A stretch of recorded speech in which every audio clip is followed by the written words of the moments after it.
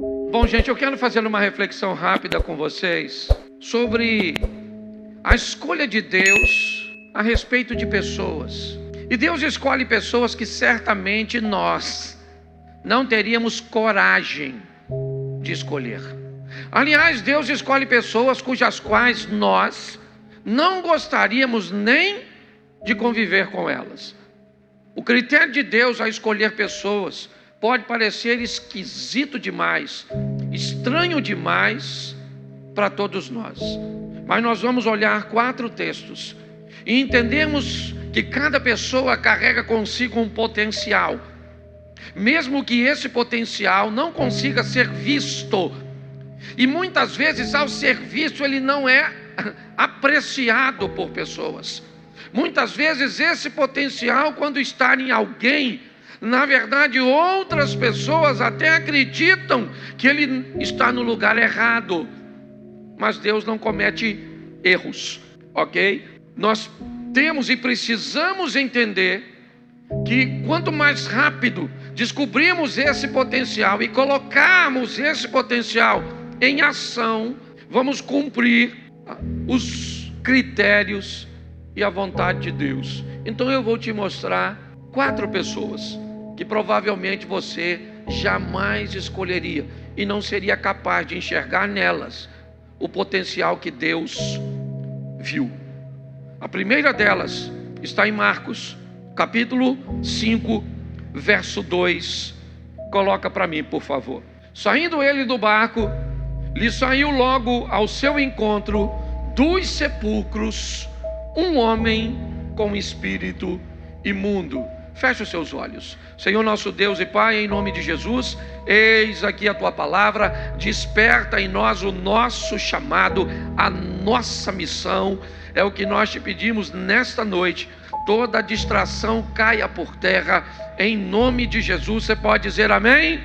Bom, essa é uma história que já começa de forma estranha. No capítulo 4, no verso 35, Jesus vai convidar seus discípulos a ir ao outro lado do mar da Galileia. Isso provavelmente não soa muito agradável aos seus discípulos.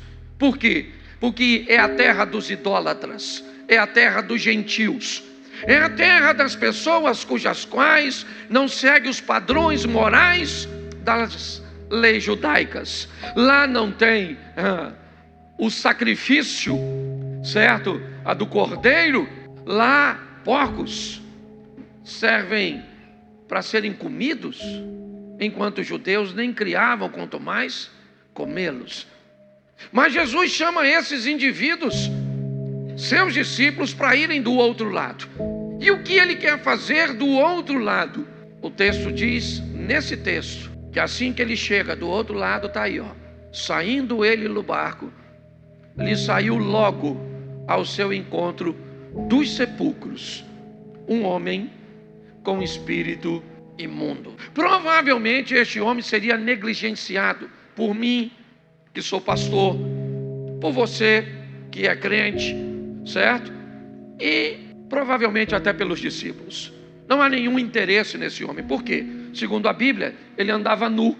Então ninguém quer conviver com alguém, certo? Que sequer tem condições mentais, ok, cognitivas, para andar nu ou andar vestido, certo? Segundo, ele costuma atacar as pessoas cujas quais ele se aproxima. Terceiro, ele emite sons, uivando como um bicho por onde vai passando. Esse é um cara que provavelmente, se ele fosse escolhido, seria uma escolha dos bombeiros, ou de algum ativista, ou alguém bem inclinado a cuidar de pessoas para removê-lo das ruas, quer para colocá-lo num cárcere, quer para colocá-lo numa casa de tratamento, de repouso, certo? Numa clínica de recuperação. Essa é a verdade. Ele precisa de remédios, ele precisa de cuidado, ele precisa de roupas. Mas o texto diz que Jesus vai lá só por causa desse cara. E o que ele tem de especial ninguém sabe, só Jesus. Porque o que você tem de especial, às vezes seu cônjuge, seus pais, seus filhos, seus amigos, seu pastor, seu líder, certo? Seu patrão, talvez ele não consiga enxergar. Não há obrigação de ninguém Somente alguém muito maduro, somente alguém muito habilitado a viver nesta terra, procura talentos nos outros. Na maioria das vezes, o que nós queremos é que você descubra seu talento e mostre seu talento para mim. E aí então eu serei capaz de reconhecer o seu potencial e você então vai poder ganhar algum benefício. Mas Jesus não. Ele atravessa o mar, vai do outro lado, porque ele quer mudar aquela região. E para mudar aquela região, talvez fosse melhor pegar um de seus discípulos. Mas seria bem estranho para qualquer um de seus discípulos judeus viverem numa terra como Decápolis. Ter que lidar com todos os costumes. Eles vão precisar se adaptar. Dificilmente eles teriam condições, certo? Para fazer isso com muita maestria. Então Jesus resolve ir do outro lado para captar um missionário. E quem é o indivíduo que vai fazer missões em Decápolis? Esse cara, esse pelado, endemoniado, perigoso. Porém, ele carrega consigo algo bem interessante. Ele é extremamente conhecido. Ele é popular. Popular por coisas negativas, é verdade. Popular por adjetivos que muitos de nós não gostaríamos. O maluco, o pelado, o agressivo. Nenhum de nós gostaríamos de ter um adjetivo que ele tem. Mas Jesus não está preocupado com o que ele está fazendo. Está preocupado com o que ele pode fazer. Então mudar a vida deste homem é algo precioso para Jesus. Jesus entra num barco, atravessa, enfrenta uma tempestade, a incredulidade dos discípulos, certo? E ele vai do outro lado, desce. E como ele não tem muito tempo, porque tem muita coisa para fazer, o próprio endemoniado já corre na direção dele e diz: o que tenho eu contigo, filho do Altíssimo, para você vir me perturbar? Jesus então expulsa o demônio deste moço. E quando Jesus expulsa o demônio dele, vamos entender direitinho. Ele toma um banho, troca de roupa, certo? Esquece esse imediatismo nosso. Então Jesus foi lá, é óbvio que não demorou muito, mas libertou o cara. O cara sai daquela condição, provavelmente deu uma melhorada em sua aparência, vestiu uma roupa, está sentado perto de todo mundo agora, ouvindo a palavra de Deus. E Jesus então se despede de Decápolis. E quando Jesus vai saindo, vão os discípulos e ele também está indo. E ele vai até Jesus e diz: Senhor, o Senhor me leva contigo? Me leva contigo porque ninguém nunca me quis aqui, cara. Eu sempre fui rejeitado nesse ambiente. As pessoas nunca me olharam direito. O único que conseguiu enxergar valor em mim foi o Senhor. Pessoas não têm obrigação de enxergar o seu valor. Deus já enxergou. E a primeira pessoa que Ele quer mostrar o que você pode fazer e quem você é você. Pare de querer a aceitação das outras pessoas e aprenda a se amar, a se valorizar, a se respeitar. Até porque as pessoas vão seguir este padrão. As pessoas vão te respeitar como você se respeita. Elas vão usar tom de voz, adjetivos, certo? Da maneira que você tolerar. É assim que funciona. Pode ser o seu patrão, ele pode ser bilionário. Você pode ser o faxineiro e tem um gerente da empresa dele. E ele pode tratar o gerente muito pior se o gerente não souber se posicionar e tratar o faxineiro com muito mais educação, porque o faxineiro se posiciona. Entendeu? É assim que funciona. Ninguém viu o valor dele, então ele quer ir embora daquele lugar. É lógico, eu quero andar com Jesus. Ele diz: Senhor, me leva aí com o Senhor. Deixa eu entrar no barco. Jesus falou: não, meu filho, vá para a tua casa, vá para os teus e mostra para ele quão grandes coisas o Senhor fez por você. Volta para casa. Mas agora você não volta mais nu, você volta vestido. Você não volta mais louco, você volta são. Você não volta vazio, você volta cheio. E eu vou mudar essa terra através de você. Dá para botar o capítulo 8 de Marcos? Bota a partir do verso 1, 8:1. Marcos 8, é que eu não tinha pedido esse texto para ele, certo? Naqueles dias, Havendo uma grande multidão, não tendo o que comer, chamou Jesus a si os seus discípulos e disse: tenho compaixão da multidão, porque há 3 dias que estão comigo e não têm o que? Isso. E se os deixarem em jejum, né? Se os deixarem ir em jejum para suas casas, desfalecerão no caminho, porque alguns deles vieram de longe. E os seus discípulos responderam: de onde poderá alguém satisfazê-lo de pão aqui no deserto? E perguntou-lhes: quantos pães tendes? E disseram: 7. E ordenou à multidão que se assentasse no chão, e tomando os pães, tendo dado graças, partiu e deu-lhes, certo? E deu aos seus discípulos para que pusessem diante deles, e puseram diante da multidão. Vamos lá. Tinham também alguns peixinhos, e tendo dado graças, ordenou que também los pusessem diante dele. Comeram e saciaram-se, dos pedaços que sobraram se levantaram 7 cestos. Olha agora.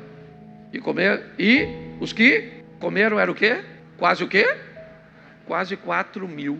Estão falando apenas de homens, sem falar de mulheres e crianças. Essa é a segunda multiplicação dos pães.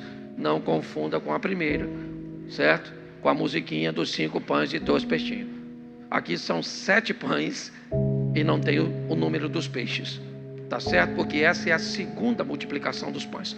Primeira multiplicação dos pães acontece em Cafarnaum, em solo judeu, sobrando 12 cestos de resto de pães, simbolizando o ministério de Jesus sobre as 12 tribos de Israel.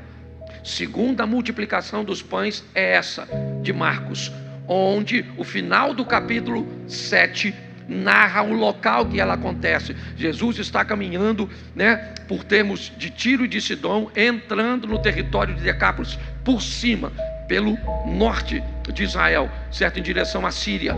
E ali ele celebra a segunda multiplicação. Essa é a segunda multiplicação. Ela acontece, preste atenção, certo? No ambiente, certo? Que não é dos judeus. Por isso sobram 7 cestos, simbolizando o ministério de Jesus às nações, às 7 nações pagãs.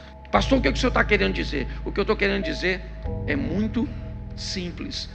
É que 2 anos e meio depois da primeira visita, onde Jesus liberta o gadareno no capítulo 5, ele volta no capítulo 8 para fazer a segunda multiplicação dos pães. Segundo esse texto, depois de 2 anos e meio, tem mais de 4.000 pessoas para ouvir Jesus. E eu pergunto a você: quem foi o missionário que ficou ali pregando nesse período e mostrando um cara que ninguém dava nada para ele?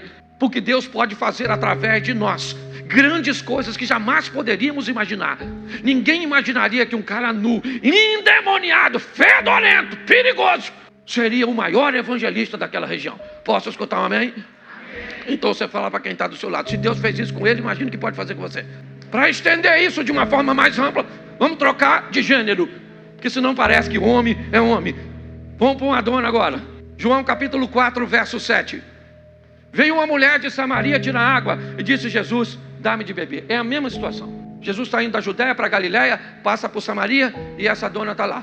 Você vai encontrar com ele perto do poço. Ela não imagina, é uma dona bagunçada, com a vida esquisita. Já casou 5 vezes, já está com outro homem que não é dela. Uma dona modernérrima, é essa dona. Certo? E ela mora em Samaria, a cidade dos samaritanos. Ok? E quem é que vai lá? Jesus. Eu posso te dizer com certeza, se Jesus não estivesse ali, os discípulos não passariam lá. Mas como Jesus está, ele fez pior. Ele ficou fora da cidade e mandou o discípulo entrar. Vai lá e compra comida, que eu vou ficar aqui. Perto de meio-dia vem a dona, coitadinha, tirar água. Cordinha, certo? Cântarozinho. Chegou lá, Jesus falou: dona, beleza, senhora, me dá um pouco d'água. Ela falou: como o senhor ousa falar comigo, que sou mulher samaritana? Ele falou: dona, se você me soubesse quem sou eu, você que me pediria, e eu te daria da água viva. Ela falou: o poço é fundo, o senhor não tem com o que tirar, a corda e o cântaro está na minha mão. Ele falou: dona, o senhor não está entendendo nada. Quem beber desta água tornará a ter sede, porém daquele que beber da água que eu lhe der nunca mais terá sede, porque a água que eu lhe der se fará um manancial que salte para a vida eterna. Aí a dona gostou, falou: onde pois o senhor tem dessa água aí, que a gente não precisa voltar para beber? Um hidratante que hidrata para a vida inteira. Ele falou: lourinha, vai embora. Não, na verdade, não está entendendo nada do que eu estou falando. Aquele que beber desta água tornará a ter sede, porém aquele que beber da água que eu lhe der nunca mais terá sede, porque a água que eu lhe der se fará um manancial que salte para a vida eterna. A mulher falou: Estou entendendo nada. Ele disse, eu sei. Vamos fazer o seguinte, vai lá e chama o seu marido. Ela falou, marido? Bom, acho melhor a gente continuar falando da água, porque se eu for falar de marido é vergonha. Ele falou, bem verdade, disseste, você não tem marido, porque você já teve 5 e o que tu tens agora não é teu. Ela falou, veja que o senhor é profeta. Ele deve ter falado, é isso que eu estou tentando te mostrar desde o começo. Ela disse, mas os nossos pais adoravam nesses montes, vocês dizem que o local de adoração é em Jerusalém. Jesus disse, ora vem que nem nesses montes, nem em Jerusalém adorareis o Pai, certo? Porque o Pai busca verdadeiros adoradores que o adorem em espírito. Isso, nisso quem é que vem? Os discípulos, que foram no mercado fazer umas comprinhas. Eles foram na cidade comprar comida. E estão voltando com a sacolinha de compra. E quando eles estão passando, quem é que passa correndo por eles? A mulher. Ele deve ter pensado, esquisito, hein? A dona correndo. Foi lá na cidade, ela, e falou para os homens que estavam na cidade. Aí, rapaziada, estava lá no poço e achei um homem. Pensa os caras. Outra vítima. Ela falou, não, eu achei um homem diferente. Eu achei um homem que me disse tudo quanto eu tenho feito. Os caras devem ter pensado, finalmente alguém teve coragem de falar com a senhora. Ela falou, não sabe o que eu estou achando? Eu estou achando que ele é profeta, ele é o Messias, ele é o Cristo. E alguém deve ter pensado, ô dona, se enxerga. A última pessoa que o Messias ou o Cristo ia aparecer era para a senhora, entendeu? Com o currículo da senhora, uma mulher bagunçada. Fulano já pegou, ciclano já pegou, certo? Porque o nosso critério é esse. Querido, deixa eu te falar uma coisa. Ele enxerga em você algo que ninguém consegue enxergar. Ele vê em você, pare de achar que alguém te fez algo, te causou e que isso é o suficiente para te paralisar. Não é, o Senhor sabe quem você é de fato. E está trabalhando o tempo inteiro, sabe para quê? Para curar, para transformar você e para levar você para mudar o seu mundo. A mulher foi lá na cidade e falou para os caras, vem ver, eu achei o Messias. Os caras falaram, vamos lá, não deve ser o Messias, mas deve ser alguém legal. Chegou lá, ela falou, é aquele lá, o chefe dos crentes. Jesus começa a conversar com eles, fica ali durante um período, eles se convertem. E sabe por quê? Porque Jesus enxergou numa mulher o que ninguém conseguia enxergar. Pare de esperar que as pessoas vejam em você o seu valor. Elas não vão enxergar, e pode ter certeza, eu sei o que eu estou falando. Hoje menos, mas por muitos anos, não foram dias e não foram meses, eu enfrentava conversas em torno de meu nome. Palhaço, animador de auditório, não sabe nada de Bíblia. Você está entendendo? É apenas alguém que trabalha com entretenimento, um aproveitador, que só olha para dinheiro, que cobra para pregar. Eu tive que ouvir tudo isso a meu respeito, numa intensidade maior, porque eu ainda continuo ouvindo, mas hoje reduzido. Pastor, e o que o senhor faz com isso? Com isso eu faço o que o meu tio me ensinou, quando eu era garoto, na Praça da Mantiqueira, lua cheia, naquela época que cachorro era cachorro, e não pet, certo? Lua cheia, Abner, clara, quase dia, e o cachorro no quintal olhava para a lua, assim, uau, uau, uau, uau, uau, uau, uau, uau, uau. E eu achava mó barato. Falei, esse cachorro é doido, essa peste. E meu tio olhava e falava, meu filho, aprenda essa lição da vida. Enquanto os cães latem, a lua continua brilhando. Quando alguém não gostar do teu brilho, não pare de brilhar porque alguém não gosta. Continue brilhando. E eu peguei isso para minha vida. Estou chamando ninguém de cão não. Ou melhor, mas de uma maneira assim, educada. Você está entendendo? É assim que funciona. A dona foi lá, quebrou a banca, foi lá, evangelizou. Eu imagino a dona, pensa Jesus vendo os discípulos comer, que ele não estava comendo não. Os discípulos tudo comendo. Crente. E lá vem ela. Eles foram na cidade, não pregaram para ninguém. E vem ela, eu imagino ela apressada vindo. Falando, vambora gente, vambora. Tá lá, ó. E pensa Jesus, olhando para ela vindo assim, ó. Olhando para os discípulos. A mulher se tornou uma evangelista, sim ou não? Isso. Por que eles foram lá e não pregaram para aquele povo? Você sabe por quê? Porque eles não pertenciam àquele mundo. Porque eu não tenho como mudar o seu mundo. O seu mundo, quem muda é você. Você está entendendo? Deus te traz aqui para falar com você, para você sair daqui e levar o que recebeu aqui para o seu mundo. Seu mundo é sua família, seus amigos, seu trabalho, o lugar onde você vive. Eu não estou aqui para mudar o seu mundo. Ao seu mundo, ao gadareno, ele mudou Gadara. A mulher mudou Samaria. Quer ver o próximo? Coloca aí, Atos dos Apóstolos, capítulo 8, verso 27. Põe aí. Levantou-se e foi. E eis que um homem etíope, um indivíduo da Etiópia, um eunuco, certo? Mordomo-mor de Candace, rainha dos etíopes. Preste atenção. Pegou um cara pelado, que todo mundo sabia quem era, e transformou num evangelista em Decápolis. Pegou uma mulher conhecida por uma fama negativa, mudou a história dela e ela mudou Samaria. Agora as coisas mudam. Agora esse homem é um oficial, agente direto, certo? Da rainha dos etíopes. E este homem agora, olha só, o qual era superintendente de todos os seus tesouros. Tinha ido a Jerusalém para adoração. Aqui diz onde ele mora, quem ele era, seu poder de influência, e já fala a respeito de sua fé. E sabe o que está acontecendo? Ele está voltando para casa, Abner, sem uma experiência. Foi lá e ninguém lá cumpriu o seu propósito. Então ele volta, senta para ler o profeta Isaías, e o texto diz que Deus vai enviar Filipe até ele. E Filipe evangeliza esse cara que está lendo o profeta Isaías. Filipe volta, certo? Para a área da Galileia, me parece, e ele vai embora, batizado, indo em direção à Etiópia. Levando o quê? Levando a fé que mudou sua vida e a palavra que vai evangelizar aquela parte da África. Você consegue entender? O texto diz que a movimentação de Filipe é feita de forma milagrosa, sobrenatural, porque quem está movendo este cara não é ele, é Deus que quer mudar aquela região. Então, seja a terra do gentil de Decápolis, seja os irmãos desviados samaritanos, seja uma turma, da África um pouco mais distante, elas são transformadas porque Deus é capaz de suscitar o valor em cada um. Onde você trabalha? O que você faz? Você é um empresário? Mude o ambiente dos empresários. Você é um policial? Mude o ambiente. Quem você é? A quem você tem acesso? Essas são as pessoas cujas quais você foi chamada para transformar.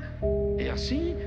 Eu falo com muita gente, mas eu sei que eu fui chamado para ajudar casamentos. Eu recebo o tempo inteiro informações. Ouvi uma mensagem sua, melhorei, parei de fazer isso, comecei a fazer isso. Eu prego em inúmeras temáticas. Lógico, eu sou pastor, mas eu tenho a ciência de que eu fui chamado para fazer isso, porque eu sou bom? Não. Eu posso dar, Érica, o mesmo conselho a um casal que você deu. Mas por eu ter um chamado nessa área, o que eu vou falar tem muito mais peso do que a mesma coisa que você disse. Você está entendendo? Então descubra o mundo cujo qual você foi chamado para transformar, e pare de querer transformar o mundo dos outros, onde você vai gastar muita energia e não vai acontecer nada. Olha só, vamos pegar o último, por causa do horário. Vamos embora. Atos dos Apóstolos, capítulo 9, verso 15. E disse-lhe, porém, o Senhor: vai, porque este é para mim um vaso escolhido, para levar o meu nome diante dos gentios e dos reis e dos filhos de Israel. Este é Paulo. Quem é Paulo? Paulo é um cara perigosíssimo para os crentes. Paulo é um cara que tem documento assinado por autoridades para prender quem ensinar qualquer coisa no nome de Jesus. Paulo é um cara que, quando as pessoas o veem, se escondem. O nome de Paulo causa repulsa, causa medo. Os amigos de Estevão, que foi apedrejado enquanto Paulo segurava a capa dos apedrejadores. Imagine a mãe, a família de Estevão, que não pensava a respeito desse cara. Esse cara tem que ir para o inferno, meu irmão. O cara matou alguém da minha família. Isso não é um cara digno, um cara violento, perseguindo cristãos que só querem. É isso. Se eu tivesse um cara hoje no Brasil para chamar de Paulo, eu diria Alexandre de Moraes. E você, quando olha para ele, provavelmente, o que você pensa? Isso é um crápula, um indivíduo que teria que morrer. Morrer sim, é verdade. Mas segundo a Bíblia, não vos peço que os tire do mundo, mas que o livre do mal, que morra para o pecado e se levante uma nova pessoa. Deus tem poder para fazer isso? Sim ou não? Isso. Mas normalmente a maioria dos crentes, meu irmão, está orando para ele desce fogo, porque a justiça do Senhor vai e vai matar. Você não é crente, você faz voodoo, faz um bonequinho careca e manda bala. É ou não é verdade? Ué, esse cara é perigosíssimo. Ananias recebe uma tarefa cuja qual ele não quer cumprir. Ele conversa com Deus, vai ler, que eu não sou obrigado a ler tudo. Olha só, olha o que Ananias fala: Senhor, deixa eu falar uma coisa para o Senhor. O Senhor sabe quem é esse cara aí que o Senhor está falando para mim lá?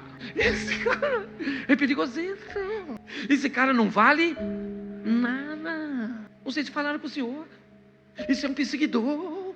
O Estevinho, ó, cantou para subir por causa dele. Então eu vou logo avisando. E aí o que o Senhor disse? Vai, meu filho, porque este é para mim um vaso, para quê? Um vaso escolhido para fazer nada.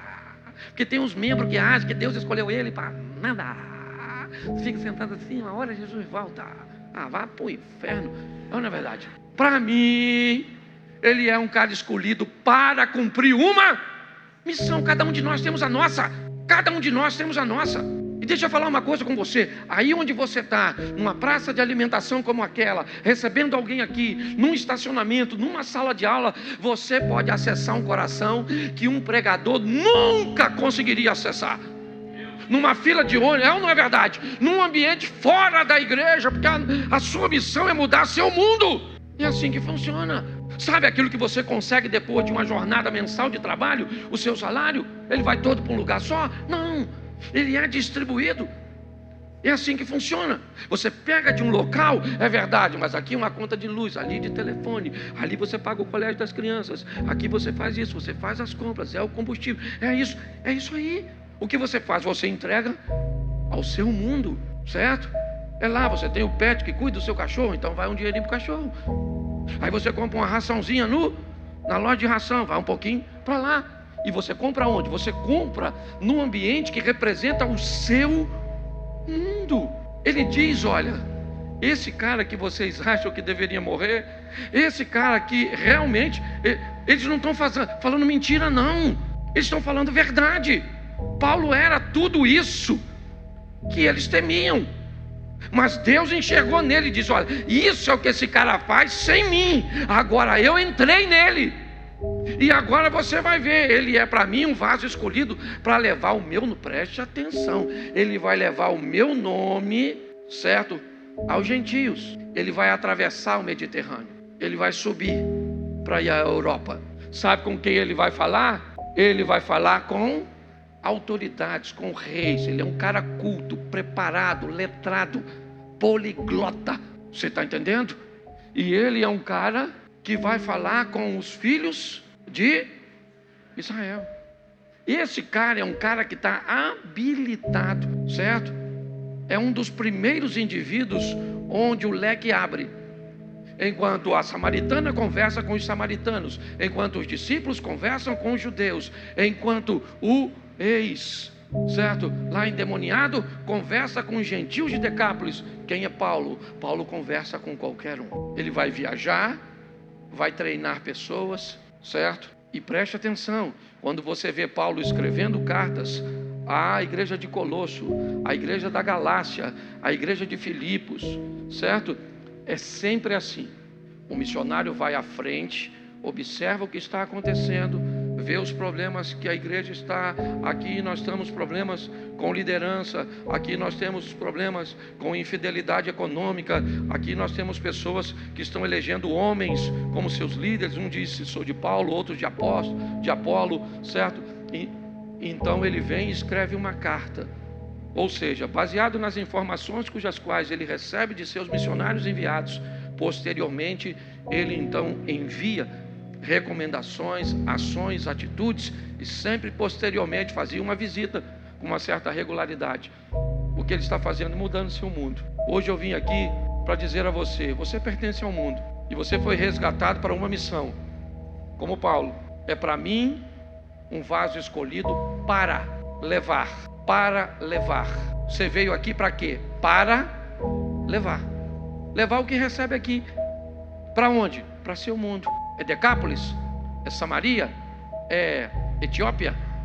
É a Europa? Eu não sei. Eu sei que ninguém melhor que você. Por quê? Porque as pessoas te conhecem. É isso. O gadareno, todo mundo sabia quem o gadareno foi e quem ele se tornou. Certo? Todo mundo sabia quem a mulher samaritana era e quem ela se tornou. Todo mundo sabia quem o etíope era e quem ele se tornou. Todo mundo sabia quem Paulo era e quem ele se tornou. E todo mundo sabe quem você é e quem você se tornou. Entendeu? É quem que você se torna que torna a sua mensagem poderosa. Eu não quero saber o quanto você sabe de Bíblia. Eu quero saber o quanto de você não existe mais para que uma nova criatura entrasse em você.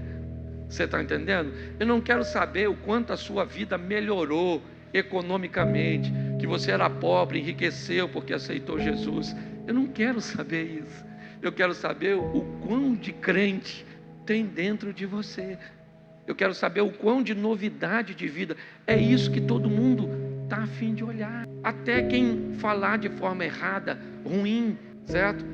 Vai ter que reconhecer. Pode te criticar? Pode. Porque deixa eu te explicar como é que funciona. Quando você é ruim, uma pessoa ruim de estilo de vida, provavelmente essas pessoas não vão falar mal de você na sua presença, na sua frente, mas vão falar mal de você quando você estiver longe.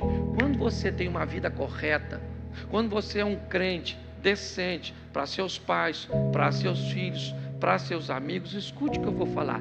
Eles vão falar mal de você na sua frente, vão debater, vão dizer que você, certo, é uma pessoa ultrapassada, retrógrado, um fundamentalista. Mas quando estiverem longe de você e alguém tentar falar mal, sabe o que elas vão falar? Falar mal de fulano não. Fulano é gente boa, é legal. Não, é crente. Estou falando que é porque eu convivo, eu sei que é chato. Entendeu? Fundamentalista. Mas é crente. Então nós vamos sair daqui e o que levamos de poder não é o que levamos de conhecimento. O que levamos de poder é o que levamos de transformação. Então vamos embora para casa. Vocês que vão nesse primeiro culto, que eu ainda vou depois do segundo, para mudar seu mundo, entendeu? E se você está com alguém do seu mundo, olha para o lado dele e diz: eu pertenço ao seu mundo, muda aí, poxa. Isso, o marido falaram com a mulher com a força danada,